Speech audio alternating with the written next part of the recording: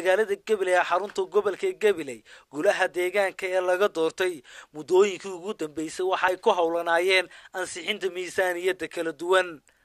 iyadoo guud ahaanba ay miisaaniyadda golaha deegaanka degmada Gabiley aan ahayn mid ilaa haatan la ansixiyay golaha deegaanka degmada Gabiley oo guud ahaanba ku muransan ansixinta miisaaniyaddani ayaa sidoo kale waxaa dul hoganaya mushaar la'aanta shaqaalaha dawladda oo soo muddo 2 bilood aan la siin iyo dhamaystirta mashaariicdii 2014 oo ilaa haatan taagan isla markaasina qaar badan la dhamaystiran mashaariicdaasi oo ay ka mid ahaayeen dugsiyo kala duwan oo laga hirgeliyay deegaanada gobolka Gabiley hoos yimaada xildhibaano ka tirsan golaha deegaanka ee degmada Gabiley oo kulankoogii maanta ka soo xaadiray isla markaasina dhanaa 22 xildhibaan ee laga soo doortay golayaasha deegaanka ee gobolkani Gabiley haddaba xildhibaan Cabdi Ciile oo ka tirsan gudoomiyaha guddida dhaqaalaha oo wax ka weydiinay mushaar la'aanka shaqaalaha dawladda hoose iyo mashaariicdii 2014 hadhaagii ka hadhay ee iyagu istaagay iyo miisaaniyaddan aan la ansixin ilaa maanta ayaa waxa hadaladiisii ka mid ahaa su'aalo fara badan laakiin ballantaan kaaga joogo miisaaniyadda aan wadano oo doraskeedu waa miisaaniyaddii 2015 mushaarkooda nagu baxaya وأنا السنة الجديدة هذا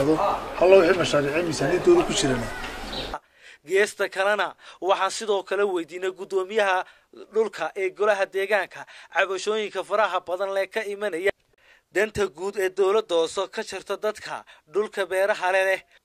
oo haatan aan weli la hubin meel la geeyay isla markaasina cabashooyin badan muddadii ugu dambeysay ka imanayeen waxaana xildhibaankaasi sidoo kale weydiinay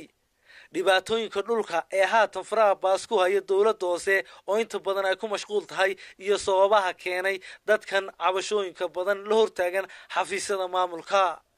wali anagu waxaan ognahay ma jirto dhulka markasta dacwadiisu way socotaa waxa weeyaan dhul waa la isku qabsan karaa inta 80% muran ka jira guddideeda waxa loo sameeyay ee qaranku uu abuuray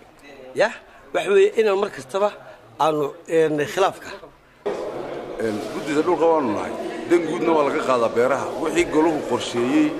ee beersantigii goluhu u talagalay kama soo baxo laakiin ha yaraatee waanu ka qaadnaa waxaan saarnaa oo la weydiin doonaa halku yaallo dantiiba annagu haynta malihiina ka qaadistaan u leenahay isku soo duuba muddooyinkii ugu dambeysay ayaa cabasho ballaaran oo dhinaca maamul xumada ah ay la soo dardistay howlwadeenada golaha deegaanka ee galwadeenka ka yahay maayarka magaalada Gabiley iyo xogayaha fulinta dawladda hoose ee degmadaasi Gabiley waa Nimcaan Dheeg Ibrahim TV-ga qaranka Gabiley